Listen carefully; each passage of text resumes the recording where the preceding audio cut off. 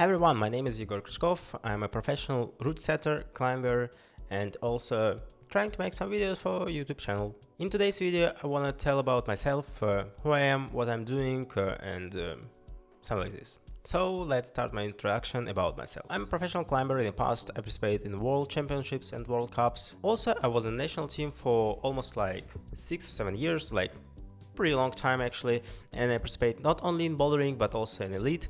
I was in the podium and took a first place in national competitions, championships, so I know how to climb and I know how to climb on competitions well. I started climbing in 2008, 21st November 2008.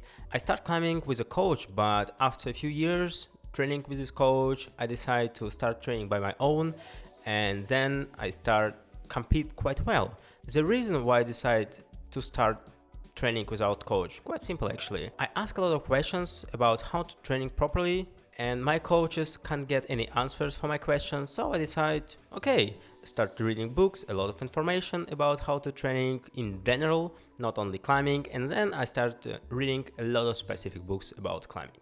And then I got a national team and also World Cups and Championships. The main problem actually was why I didn't participate a lot, because it was pretty expensive and I haven't a lot of time for working because I training a lot. And this is pretty funny. Yeah, I training a lot, but I haven't the opportunity to participate in all World Cups. So I participate only in 2 championships, in Hachioji, Japan, and in Innsbruck, Austria. By the way, at that time I already been a head setter, so I set a lot. I did some coaching and training a lot. I was 18 to 29, so I was pretty young, I have a fast recovery, and I was able to train a lot. But now I'm 29, currently I'm working in Berlin like a regional head setter for Urban Apes climbing gyms, and I'm responsible for good boulders for you actually. So if you will travel to Berlin, you can check out our climbing gyms and give me any feedback. You can write below in the comments or in my Instagram page. I will read it and I will answer you actually. We're caring a lot about quality of boulders, and I trying to climb as much boulders as possible. In Ost regions we have 5 gyms, so actually I haven't a lot of time, and also I haven't a lot of time to produce any video content for YouTube channels. And that was the main problem. But a few months ago I ripped my ACL, I fell from the ladder, and now I have a long time for recovery.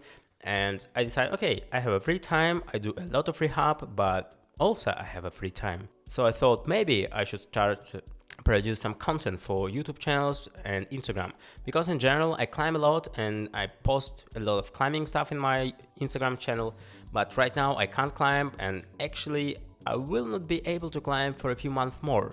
So I can sit down, relax, and do some podcasts about climbing, about training, and I can answer on your questions. Also, I'm ambassador of climbebest.app. It's a climbing app. My friends produce this app to make climbing more safer, more easier, and more interesting. In general, I want to push climbing, I want to promote climbing, and I really want to do as much as I can. That's actually the reason why I start setting boulders, because in the past boulders wasn't really great everywhere. We have a lot of holes on the walls, so it was like a whole gym with a spray wall without any stickers, without any boulders. So we create boulders by our own, and after, like in 2010, 2015, some gyms start to create boulders, and then we have a really great gyms like all around the world, really interesting moves, boulders by colors, so everything what you can find right now in the climbing gyms. This is my pure motivation to create really interesting boulders, because I know I want to promote climbing, and this one of the ways how I can make climbing better, easier, and safer. In today's podcast, I want to tell you about trainings.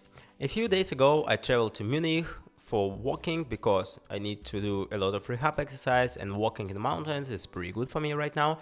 So in the morning I did a lot of walking, and in the evening I just chill in the climbing gyms, check the boulders, check the quality, because I'm a part of route setting community and I need to know what people set in another gyms. And I met a guy from Turkey. He asked me about how to training properly, how to gain muscles, how to be stronger. And I realized not a lot of people on YouTube channel describe about this. Yeah, you can find a lot of information in internet, in books, but you can't find whole information. And then I realized it's pretty weird, and I want to share with you how to train it. So in this video, let's discuss about finger power, only bouldering, not endurance, and I will try to briefly describe you how to training fingers and what you should know about training. In general, you have forearms, and actually if you have a bigger muscles, you should be stronger. If you have a smaller muscles, you should be weaker. It's obvious, but it's not so easy. You have a muscles and tendons, and if your muscles are way stronger than tendons, you will get injuries in this part of your arm. Also, if you have a weak ring ligaments, you can also rip them, like A1, A2, A3, or even A4. That's a common problem. I think a lot of people who will watch this video got the same problem.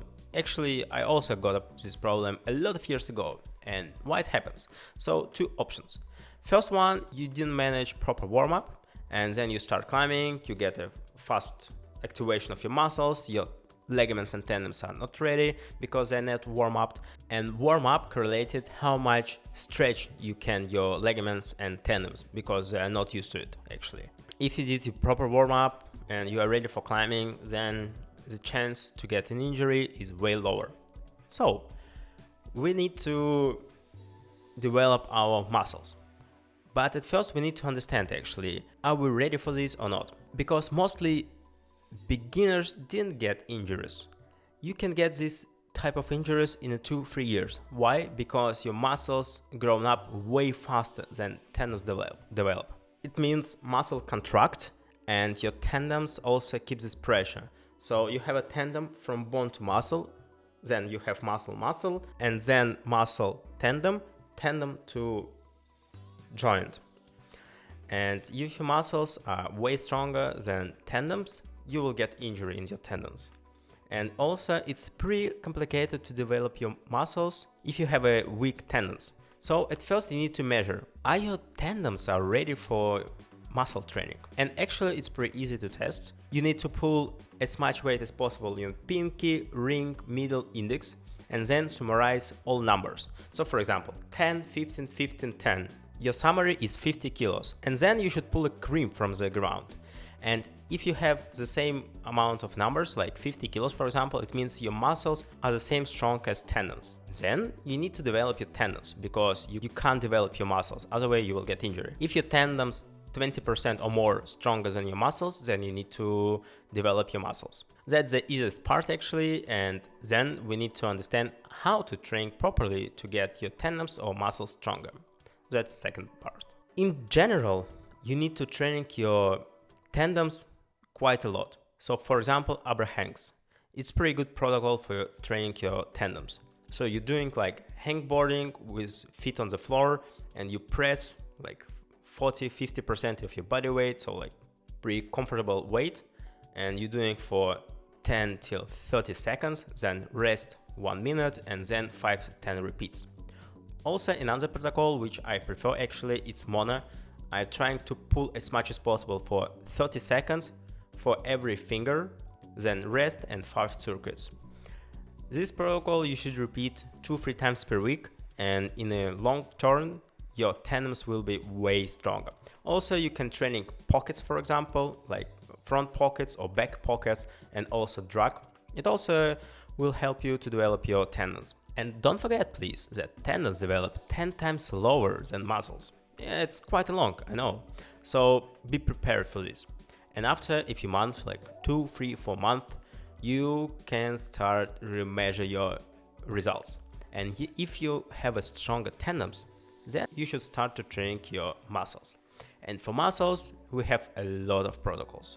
For example, this one, when you have an active cream, it also works pretty well. And for hypertrophy your muscle, the best timing from 30 till 45 seconds. So you're doing this exercise is around 30 seconds, then 1 minute rest, 5 reps, 2 or 3 times per week.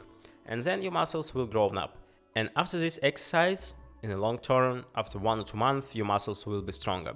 Then you need to activate your muscles. So when you're hanging on a beastmaker, for example, you can hang with additional weight, with maximum additional weight for 10 seconds, but not all of your muscles will engage in this process. That's the reason why we're doing this protocol like from 7 till 10 second hang, 5 minutes rest. Why? Because it helps to activate more muscles. And in a 1 month, you can activate up to 95% of all of your muscles, and you will increase your finger power quite fast. And then you need to develop your muscle conductivity. So your brain gives a signal to your muscles, and this signal could be strong, could be weak, and peak load will develop this one. So you're trying to pull as much weight as possible or just do compassing. And because of this contact power, your brain will give you a bigger signal, and you will activate faster with more power. It means your fingers will be stronger. And in general, that's how it should work. So let's summarize. At first, you need to make a test. You need to check which part of your forearm is stronger, tendons or muscles. If tendons are weaker than muscles or similar, you need to develop your tendons. If tendons way stronger than muscles, then we develop muscles. If you want to develop your tendons, it's a long training. 30 till 45 seconds, 60-second rest, 5 reps at least. 2 or 3 times per week for a long time, up to half year. If you're trying to train your muscles, at first you need to do hypertrophy for your muscles to make your muscles bigger. Then you need to activate your muscles. It's 10-second hang, 5-minute rest. And then you need to increase muscle conductivity with a peak load, so pulling as much as possible. That's the easiest way how you can train and prevent any plateau. If this video was interesting for you, drop a comment below and write what do you want to see in the next video. Have a good day and bye.